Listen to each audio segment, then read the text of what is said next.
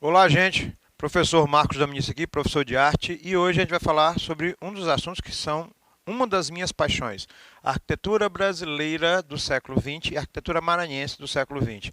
Eu vou dar uma focada mais em São Luís, por quê? Porque a gente tem muito assunto, né? Eu ia passar o dia inteiro só falando sobre isso, porque é maravilhoso a gente entender como as cidades brasileiras cresceram no século XX e como São Luís expandiu, né? E eu gosto de dizer que eu vivenciei essa situação toda. Então, para a gente entender, é necessário que se imagine que o conceito do século XX no Brasil e aqui em São Luís é o conceito da modernidade. Esse conceito da modernidade da arquitetura vem da Europa, vem dos Estados Unidos, na figura do Le Corbusier, um suíço, né? O Wright, Frank Lloyd Wright, que é americano, entre outros arquitetos que mudaram a cara do país e do mundo, né? Porque você tem interferência deles. E é óbvio, não dá para a gente deixar de falar sobre a figura da arquitetura mais proeminente e mais chamativa da nossa história da arte brasileira, que é Oscar Niemeyer. Nós temos obras de Niemeyer aqui em São Luís? Temos, com certeza, eu falo já sobre isso. Então, esses arquitetos, no século XX, em função da Semana de Arte Moderna, das vanguardas europeias, das mudanças que o século XX traz, e uma profissionalização da arquitetura, não só como arte, mas como uma forma específica de conhecimento, ela começa a ganhar novas tendências. Então, eu vou ter que atualizar as cidades, atualizar os prédios, atualizar a arquitetura, não só como funcional, mas também como uma pequena obra de arte ou grandes obras de arte, certo? Esses arquitetos eles buscam novos rumos para trabalhar esse conceito. Até comentei, e já em outra aula, Art Nouveau, lembra que eu falei sobre isso? Pesquisem. Art Nouveau, ela vem da Europa e ela vai se estabelecendo aqui no Brasil. É uma das manifestações dessa nova arquitetura no século XX. Aqui a foto da Confeitaria Colombo, no Rio de Janeiro, diga-se de passagem, lindíssima, do início do século XX, meados ali da década de 30, 40, onde você tem uma mistura de elementos que parecem clássicos, parecem artesanais, mas começam a utilizar novos elementos, inclusive a iluminação, a eletricidade, que dão outra referência para a coisa, né? Esse aqui fica no Pará, que é o Palacete Antônio Facila, que eu já comentei aqui também, que tem uma influência Art Nouveau. O interessante é perceber que essa influência chega aqui em São Luís do Maranhão, quase não sai, né? E outras cidades do Nordeste, do Brasil. Então, a Art Nouveau, ela meio que foi ali, timidamente se espalhando por prédios específicos. A vantagem da arquitetura do século XX é essa. Você não tem um padrão, você tem uma liberdade muito grande que já vem do ecletismo, que a gente vai já falar. Le Corbusier, que é o nosso arquiteto, que é referência em nível mundial, inclusive quem trabalha com arquitetura, ou estuda arquitetura, né, sabe o que eu estou falando, ele começa a trabalhar com a simplicidade, linhas mais elementares, diferente daqueles estilos arquitetônicos do neoclassicismo, do romantismo, do barroco, do renascimento. Então, a facilidade, a limpeza das formas é o novo conceito do modernismo. E aí ele vem ao Brasil em dois períodos, 1929 e 1936, perdão.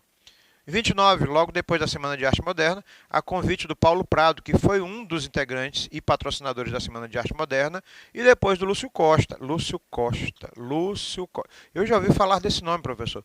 Lúcio Costa é justamente o nome que, junto com o Niemeyer, criaram Brasília lá pelos anos 60, certo? Outra influência da Art Nouveau. Qual a influência dela?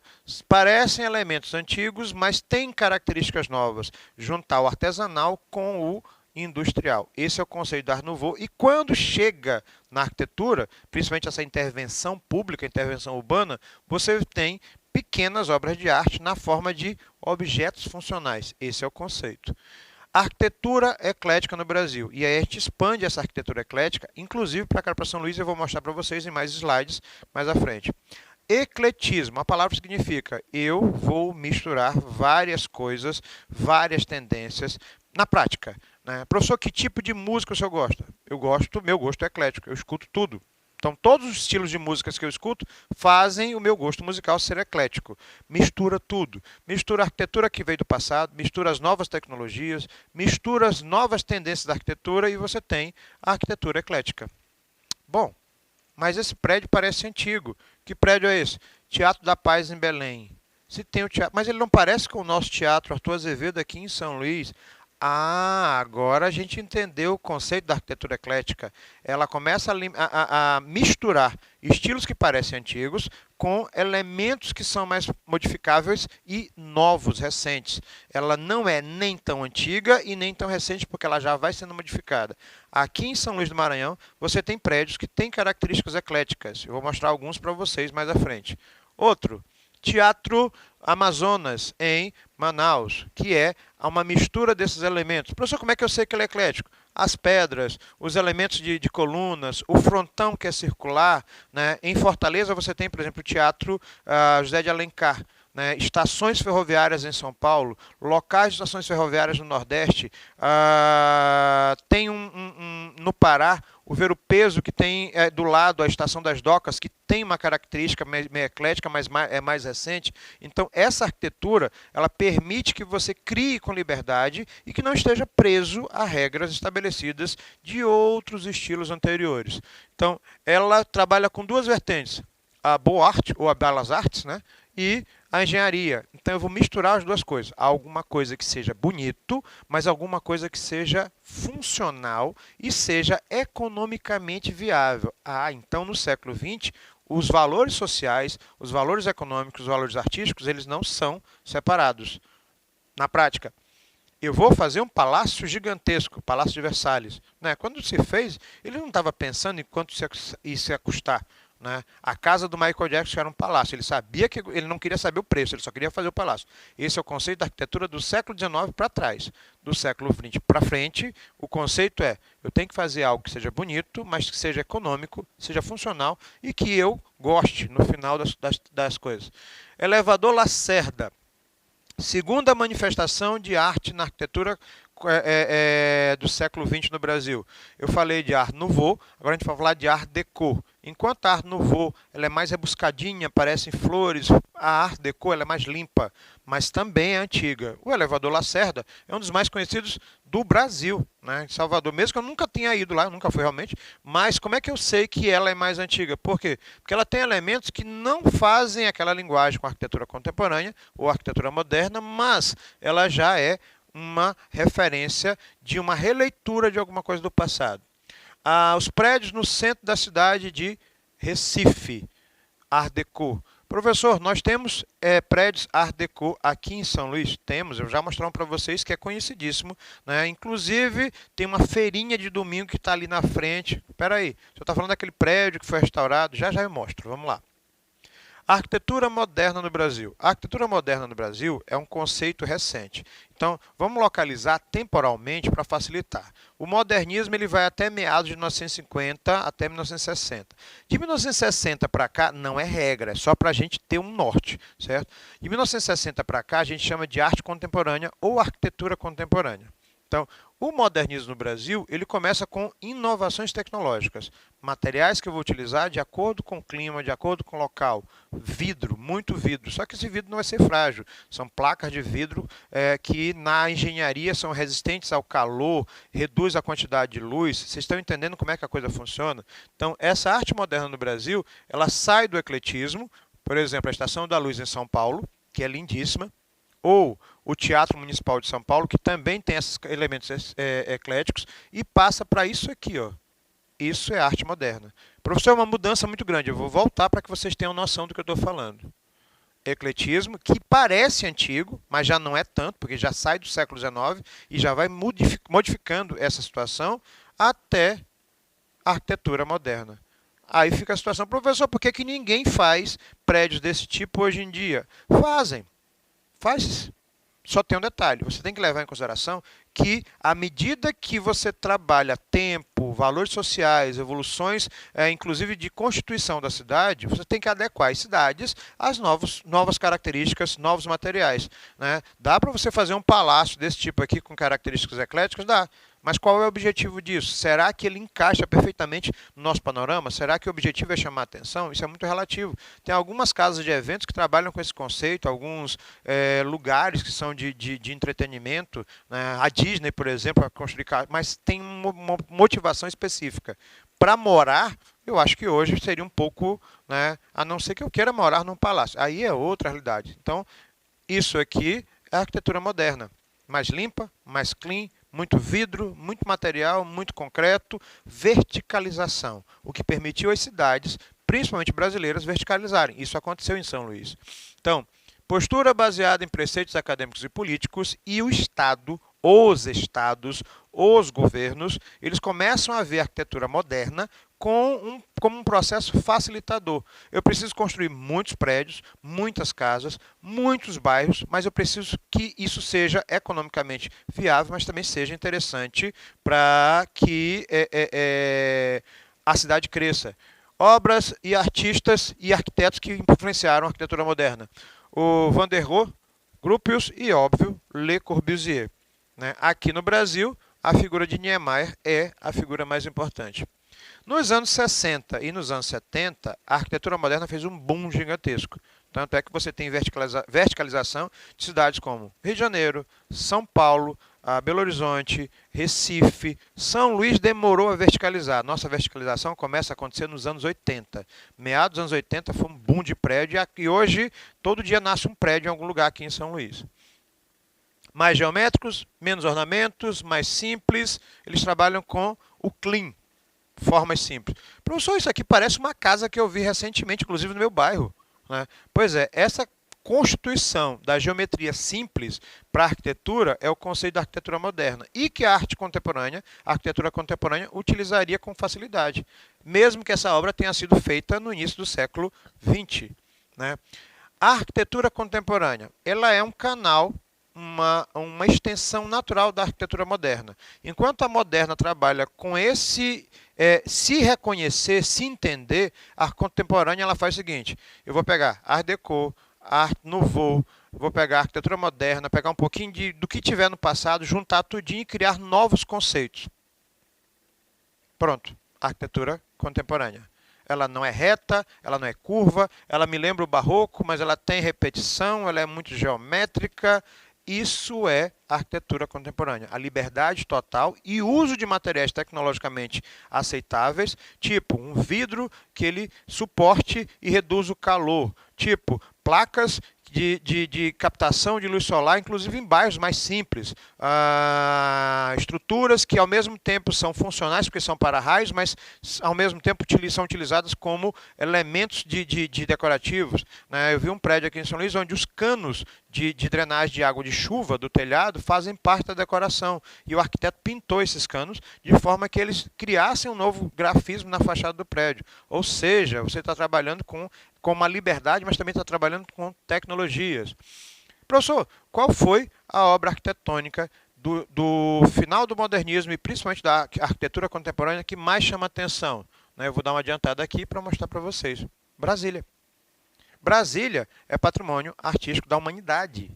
Mas é uma cidade relativamente nova, porque Brasília foi construída com um conceito tão inteligente, tão interessante da arquitetura contemporânea, que você percebe que a cidade inteira é um gigantesco celeiro de obras de arte. Mesmo que este local em particular, a gente tenha restrições a quem está dentro dele. Pronto, falei. Né? Arquitetura contemporânea. Vidro, concreto, meio ambiente, o belo. Né? Essa situação da liberdade de materiais e das formas simples e os elementos de outras variações da arquitetura fazem com que a arte contemporânea, a arquitetura contemporânea, seja rica pra caramba, seja intensa, seja dinâmica. E aí, gente, a possibilidade, né? Não vou mentir que eu adoraria estar num local desse aqui. Olha que varanda linda para tomar um suco. Vamos tomar suco, você tem que tomar suco. Né? Uma piscina dessa. O professor já viu uma piscina dessa que eles chamam de piscina infinita. Pronto, a liberdade que a arquitetura contemporânea tem é gigantesca. Em São Paulo, eles criaram agora um mirante que fica mais ou menos a 70 metros de altura, onde toda a estrutura é de vidro. Eu não iria, vou ser sincero, né? Eu infartaria no meio. Mas você tem literalmente andar no espaço olhando este mirante. É coisa de coragem mesmo. Museu de Arte de São Paulo, Arquitetura Contemporânea de São Paulo. É um dos mais referenciais, não é o único. Deu muito trabalho para selecionar quais são as construções que são mais expressivas. Gente, isto aqui para os engenheiros é uma dor de cabeça gigantesca. O Niemeyer fez isso. Por quê? Porque as obras do Niemeyer, a engenharia considerava quase impossível. Professor, o senhor disse que a gente tem uma obra de Niemeyer em São Luís? Temos. A Praça Mário Aragão e a concha acústica da Praça Mário Aragão é projeto original do Niemeyer, né? O MASP, por exemplo, em São Paulo, ele tem uma coisa que para os engenheiros é praticamente impossível, mas foi possível, óbvio, colocar um prédio pendurado acima do chão. Isso aqui, o vão todo é vazio. Então, ele quebra com todos os paradigmas da época. Gente, o que é isso aqui? O Museu do Amanhã no Rio de Janeiro. Mais contemporâneo que isso? É praticamente uma nave espacial, mas é lindo. Não é praticamente uma obra do futuro, mas é lindo. E ele brinca muito com o que tem ao redor. Óbvio, isso aqui vai ficar obsoleto em alguns anos, mas ainda vai ser a figura da modernidade. E aí a gente vai passar especificamente para São Luís, nesses últimos minutos de aula, para a gente entender como a cidade cresceu. Nós tivemos influência Art Deco, nós temos influência Art Nouveau, nós temos influência do ecletismo, que eu falei para vocês aqui em São Luís, e nós temos influência da arquitetura moderna e contemporânea na cidade, certo? Isso tudo que eu falei, junta num pacote e vamos entender como é que a cidade cresceu. Acessem a aula sobre a arquitetura colonial de São Luís, que está bem interessante, e você vai ver o que aconteceu no final do século XIX. Aqui em São Luís tem prédios que foram construídos no século XIX e foram reformados no século XX, ganhando características do neoclassicismo, entre outras características ecléticas. Exemplos desses prédios, tipo dessas construções. O nosso Palácio de Leões, que originalmente era um forte, e depois veio a ganhar outras reformas e vários elementos na fachada. Ele é um prédio datado do final do século XVIII, início do século XIX, mas é um prédio que sofreu restauração e ganhou elementos ecléticos até chegar nisso. Então o ecletismo ele vai mais além. Pronto. Que é prédio com características entre o neoclássico e ecléticos, que foram restaurados várias vezes, mas mantém características que variam entre o final do século XIX e século XX. Está aqui uma referência. Segundo teatro mais antigo do Brasil em funcionamento, um dos mais lindos do mundo, eu sou puxa-saco pra caramba desse local, né? E tem como referência a arquitetura eclética em São Luís. Já viram isso aqui? Biblioteca Pública Benedito Leite, em São Luís, numa praça chamada Praça Deodoro. Agradecemos, né, que a praça hoje virou um ponto turístico, porque a biblioteca merecia isso. E aí eu tenho que comentar sobre esse fato com vocês. Um determinado aluno disse assim: professor, o senhor já viu a reforma da Praça Deodoro? Já, ficou muito bonita. Tem até um prédio que eles colocaram novo lá. Esse prédio colocaram novo, ele estava falando da biblioteca, né? Mas aquele prédio já está lá já uns 180 e tantos anos, 188 se não estiver errado, né, esse ano no caso.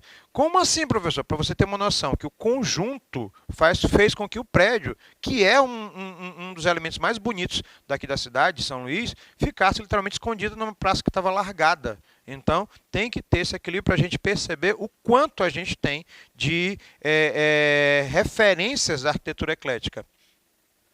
Quando a gente fala de São Luís especificamente, a gente começa a entender que a cidade ela vai crescendo e ela apresenta referências desse crescimento a partir disso.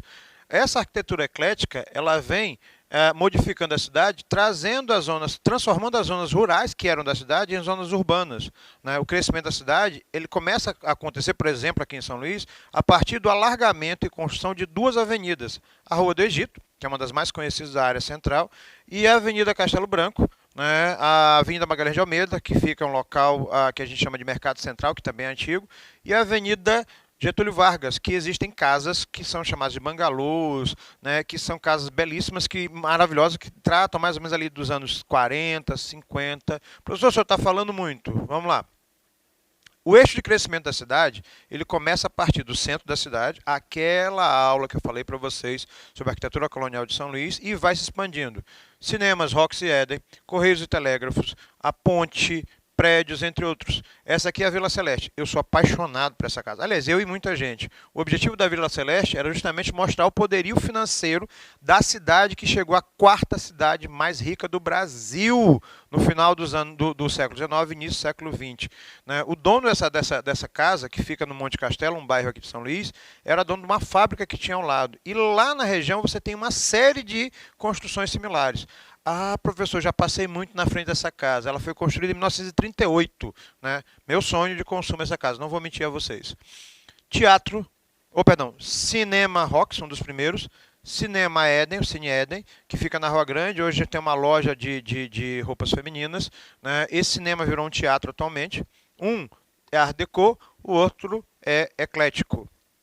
As pontes que ligam São Luís e prédios Art Nouveau, o Palácio do Comércio, prédios modernos, o prédio da Receita Federal e o Estádio Castelão. São Luís cresceu muito, e aí quando a gente começa a entender o processo de crescimento, fica fácil entender a arquitetura moderna desse período, que é do século XX. Um abraço, professor Marcos Dominici, fico com vocês aqui nesses monumentos maranhenses.